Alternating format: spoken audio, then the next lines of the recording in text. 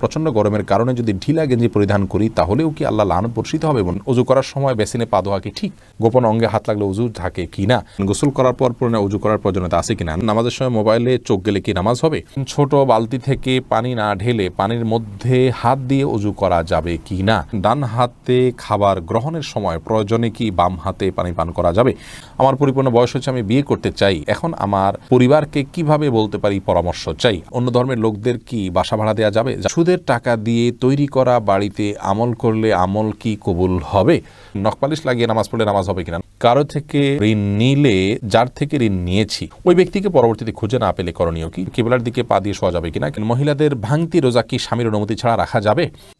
মুয়াজ ইনসান আপনি জানতে চেয়েছেন, সুদের টাকা দিয়ে তৈরি করা বাড়িতে আমল করলে আমল কি কবুল হবে? সুদের টাকা দিয়ে তৈরি করা বাড়িতে যদি আমল করেন তাহলে আমল কবুল হবে না, বিষয়টি কিন্তু সেরকম নয়। ধরুন সুদের টাকা দিয়ে আরেকজন বাড়ি করেছে, আপনি সেখানে আমল করেছেন, তো আপনার আমল কবুল হওয়ার সাথে ওইটার কোনো সম্পর্ক নেই। সালমা বেগম জানতে চেয়েছেন, মহিলাদের ভাঙতি রোজা কি স্বামীর অনুমতি ছাড়া রাখা যাবে? স্বামীর অনুমতি ছাড়া রাখা যাবে না। স্বামী যদি বলো যে হ্যাঁ রাখো, রাখতে পারে, আর যদি স্বামী বাসায় থাকেন তাহলে সেক্ষেত্রে স্বামীর অনুমতি নিয়ে তারপরে রাখা উচিত। ভাঙতি রোজা যেগুলো, এগুলো তো ফরজ রোজা, কিন্তু ওই দিন রাখাটা তো আপনার জন্য ফরজ নয়, অতএব দিনটা নির্দিষ্ট করার ক্ষেত্রে তার সম্মতি নিয়ে করা উচিত।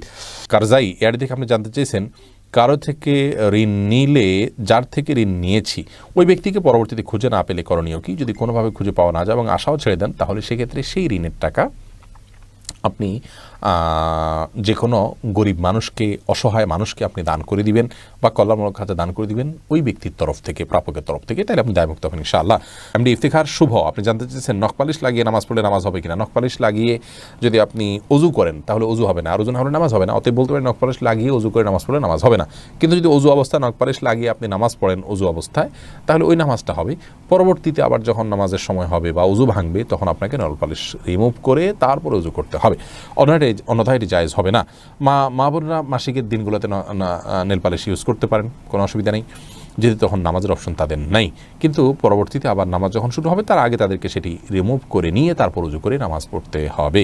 মুসলিউদ্দিন হৃদয় জানতেছেন, পুরুষ ডাক্তার দ্বারা সিজার ডেলিভারি করানো যাবে, জায়েজ কিনা? যদি বিকল্প না থাকে তাহলে জায়েজ আছে, কিন্তু এটি আমাদের দেশের জন্য খুবই লজ্জাজনক একটি অধ্যায়। বাংলাদেশে এখন অহরহ ডেলিভারি করানো হয়, সিজার করানো হয় পুরুষ ডাক্তারের মাধ্যমে। শুধু বাংলাদেশে নয়, সৌদি আরবেও এটি আমি দেখেছি, কাছে থেকে জেনেছি যে পুরুষ ডাক্তাররা এই কাজগুলো করেন। এটি খুবই গর্হিত কাজ, খুবই গর্হিত কাজ।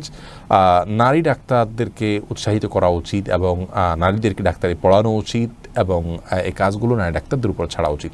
অন্যান্য সেক্টরে অনেক ডাক্তার চলে যাচ্ছেন, নারীরা গাইনিতে না গিয়ে অন্যান্য অনেক ডিপার্টমেন্টে চলে যাচ্ছেন, অথচ গাইনিতে পুরুষরা আসছেন। এটি মুসলিম কান্ট্রি বা মুসলিম সমাজের জন্য লজ্জা ছাড়ার কিছু নয়।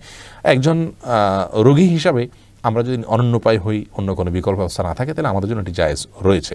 হোসেন আহমদ জানতে চেয়েছেন, আমার পরিপূর্ণ বয়স হচ্ছে, আমি বিয়ে করতে চাই, এখন আমার পরিবারকে কিভাবে বলতে পারি পরামর্শ চাই? আপনার বিয়ের বয়স হচ্ছে, আপনি নিজে না বলতে পারলে অন্য কারোর মাধ্যমে বলাবেন।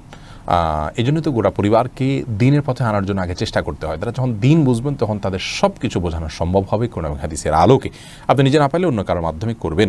আলমগীর হোসেন জানতেছেন, নামাজের সময় মোবাইলে চোখ গেলে কি নামাজ হবে? নামাজ হয়ে যাবে, কিন্তু এটি নামাজের মানকে অনেকখানি নিচে নামিয়ে দিবে। মোবাইল এর দিকে চোখ যাওয়া উচিত নয়, বরং নামাজের সময় সিজদার জায়গায় চোখ থাকা উচিত। নামাজের দিকে অন্যদিকে মন যেতে পারে সে বিষয়গুলোকে সরিয়ে ফেলা উচিত নামাজের আগেই। মোবাইলকে এমন জায়গা রাখা উচিত নয়। নবী সাল্লাল্লাহু আলাইহি ওয়াসাল্লামকে একবার একটা কাপড় দেওয়া হলো নামাজ পড়ার জন্য, সেখানে কিছু চিত্র ইত্যাদি অঙ্কন করা ছিল, হয়তো গাছপালার চিত্র বা এরকম হালাল কোনো চিত্র ছিল। নামাজ পড়ে তিনি তারপরে বলেছেন, এই কাপড় সরাও, স্বচ্ছ বা ফ্রেশ কোনো কাপড় আনো, যাতে করে মনোযোগ নষ্ট না হয়। আল্লাহর সাথে কথোপকথনের সময় আপনার অন্যদিকে মনোযোগ গেলে, আপনি কারোর সাথে কথা বলছেন, সেখানে যদি আপনার অন্যদিকে মন থাকে তাহলে সে যেরকম অভদ্রতা, অসৌজন্যতা, এটা মহান সৃষ্টিকর্তার সাথে কত বেশি অভদ্রতা এবং অসৌজন্যতা হবে সেটা বলাই বাহুল্য। এস আলম আপনি আইডি থেকে জানতে চেয়েছেন, গোপন অঙ্গে হাত লাগলে উজু থাকে কি না? আমাদের দেশের উলামায়ে কেরামের মতে, বাহানাই মতে উলামায়ে কেরামের মতে গোপন অঙ্গে হাত লাগলে উজু ভাঙবে না। তবে আরবিন স্কলাররা, সৌদি আরবের উলামায়ে কেরাম, তাদের মতে গোপন অঙ্গে হাত লাগলে উজু ভেঙে যাবে, যেহেতু আপনার একটি হাদিস রয়েছে যে মানমাসা জাকারাহু ফালিয়াতাওয়াদ্দা, এই জন্য তারা হাত লাগলে বলতে কাপড়ের উপর দিয়ে নয়, সরাসরি যদি কেউ স্পর্শ করে তারা ওটাকে ওযু ভঙ্গের কারণ হিসাবে উল্লেখ করেন। অতএব সেই জায়গা থেকে এটা ওযু ভঙ্গের কারণ তাদের মতে, আমাদের উলামায়ে মতে এটি ওযু ভঙ্গের কারণ। আপনি ফারজানা সুলতান, আপনি জানতেছেন কিবলার দিকে পা দিয়ে শোয়া যাবে কিনা। কিবলার দিকে পা দিয়ে শোয়ার ব্যাপারে কোনো হাদিসে নিষেধাজ্ঞা সরাসরি নাই। তারপরও ওইদিকে কেবলা রয়েছে, সেই জায়গা থেকে কেবলার প্রতি শ্রদ্ধার জায়গা থেকে কেউ যদি দিকে পা না দেন ভালো, কিন্তু এটাকে হারাম বলা বা নাজায়েজ বলা বা গুনাহের কারণ বলার কোনো সুযোগ নেই, যেহেতু কোন হাদিসে এই বিষয়ে কোনো নিষেধাজ্ঞা নেই। শিখা ইসলাম, আপনি জানতেছেন 3 পিস পরে নামাজ পড়ি, পা দেখা যায়, মোজা পরে নামাজ পড়লে কি হবে? পায়ের পাতা ঢাকতে হবে কিনা মেয়েদের নামাজের জন্য মধ্যে এটা নিয়ে মত পার্থক্য আছে। অনেক উলামায়ে কেরাম এটাকে শর্ত করেছেন। আমি ব্যক্তিগতভাবে এই মতটা চাইতে, যারা বলেন যে পায়ের পাতা, পাতা বলতে পায়ের পাতার তলের অংশ এটা ঢাকার শর্ত দিয়ে থাকেন, তাদের মতটাকে আমি সমর্থন করি না। পাতার উপরের অংশ, যেটা পাতার উপরের অংশ, সেটা ঢাকতে হবে কিনা, অনেক উলামায়ে কেরাম বলেছেন সেটা ঢাকতে হবে, অনেকে বলেছেন শুধু গিরার নিচ পর্যন্ত থাকলেই হবে কাপড়, পাতা না ঢাকলেও চলবে। তো দুই পক্ষের উলামায়ে কেরামের দলিল রয়েছে। নিরাপদ হলো এমন কাপড় পরা যে কাপড়টা অনেক বেশি লম্বা হয়, যে পায়ের পাতার উপরের অংশ সহ ঢাকা পড়ে। তলা ঢাকার জন্য, মোজা পরার জন্য আলাদা করে কষ্ট করা বা কসরত করা এটা আবশ্যক নয়। ইনশাআল্লাহ বিইذনিল্লাহ নামাজ হয়ে যাবে যদি কেউ মোজা না পড়েন। এরপরে উরাত আইন মারিয়া, আপনি জানতে চেয়েছেন অন্য ধর্মের লোকদের কি বাসা ভাড়া দেওয়া যাবে? যাবে, কোনো অসুবিধা নেই, তাদেরকে বাসা ভাড়া দেওয়াতে কোনো অসুবিধা নেই। মোহাম্মদ আরাফাত ইসলাম জানতেছেন ডান হাতে খাবার গ্রহণের সময় প্রয়োজনে কি বাম হাতে পানি পান করা যাবে? প্রয়োজনে বলতে কি, ডান হাতে পানি পান করা উচিত, খাবার গ্রহণ করা উচিত। ইভেন আপনার খাবার খেলে আঙ্গুল চেটে তারপরে আপনি ডান হাতে ধরে খাবেন। যদিও আমাদের উলামায়ে কেরাম বলেন যে বাম হাতে আপনি পানির পাত্র ধরলেন, ডান হাত দিয়ে ঠেক দিলেন, তার মানে 2 হাত ধরে খালেন, এটা জায়েজ আছে, এটা একটা পন্থা মাত্র, কিন্তু সবচেয়ে উত্তম হয় সরাসরি ডান হাতে খাওয়া। সেক্ষেত্রে খাবার লেগে যাওয়ার যে ভয় থাকে গ্লাস ইত্যাদিতে, সেটা থেকে বাঁচার জন্য আপনি পরিষ্কার করে নেবেন, আলতো করে ধরবেন, কিন্তু ডান হাতে খাওয়া উচিত, পান করা উচিত, যেহেতু হাদিসে সুস্পষ্টভাবে ডান হাতে খাওয়া পান করার নির্দেশ রয়েছে। ফারিয়া এনামুল, আপনি জানতে চেয়েছেন ছোট বালতি থেকে পানি না ঢেলে পানির মধ্যে হাত দিয়ে ওযু করা যাবে কি না? যাবে। হাত দিয়ে কোষ করে উঠিয়ে আগে হাত ধোবেন 3 বার, এরপরে আবার আপনি কোট দিয়ে স্বাভাবিকভাবে ওযু করতে পারেন, কোনো অসুবিধা নাই। নবী সাল্লাল্লাহু আলাইহি ওয়াসাল্লাম এই পদ্ধতিতে ওযু করেছেন।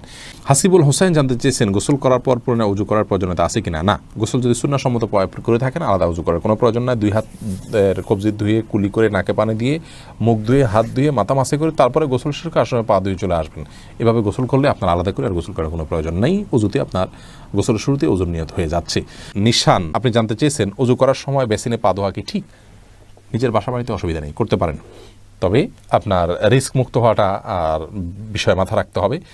নিজের জন্য রিস্কি হলে সেটা আপনার জন্য করা উচিত হবে না, কারণ নিজেকে বিপদের মুখে ঠেলে দেওয়া ইসলামের শরীয়তে জায়েজ নয়। অনেক সময় এখান থেকে পড়ে বা দুর্ঘটনার শিকার হতে পারে মানুষের।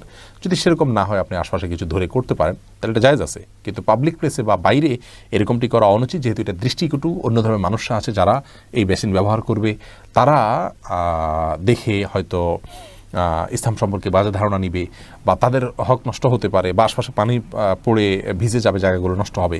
সেই জায়গা থেকে পাবলিক প্লেসে এমনটি না করা উচিত, কিন্তু করলে ওযু হয়ে যাবে। ফারজানা রহমান শারমিন জানতে চেয়েছেন প্রচণ্ড গরমের কারণে যদি ঢিলা গেঞ্জি পরিধান করি তাহলেও কি আল্লাহ লানত বর্ষিত হবে? এবং ফারজানা, যদি বাসা বাড়িতে আপনি পড়েন তাহলে তো আল্লাহ লানত বর্ষিত হওয়ার কোনো প্রশ্নই ওঠে না, যদি গায়ে মহারামের সামনে সেটা পড়ে না যান আপনি, বা সেটা পরার পর উপর দিয়ে পাতলা ওড়না পরে নেন, যাতে আপনার সৌন্দর্য প্রকাশিত না হয় গায়ের মাহারামদের সাথে। এরকম যদি চলেন তাহলে কোনো অসুবিধা নেই বাসা বাড়িতে। আর বাসা বাড়ির বাইরে যদি আপনি যান তাহলে সেক্ষেত্রে বোরকার নিচে যদি আপনি এ ধরনের পোশাক পরেন, কোনো অসুবিধা নেই ইনশাআল্লাহ বিইذনিল্লাহ। অর্থাৎ আপনার পর্দা, বাইরে যখন যাবেন পর্দা মেনটেন করতে হবে। গরম এর কষ্ট যত বেশি, জাহান্নামের গরমের কষ্ট তার চাইতে অনেক বেশি। অতএব পর্দা লঙ্ঘন যেন না হয়, পরপুরুষের সামনে যাতে আপনার পর্দা লঙ্ঘিত না হয়, সে বিষয়টা আপনি খেয়াল করবেন। এছাড়া বাকি অবস্থাতে আপনি করতে পারেন।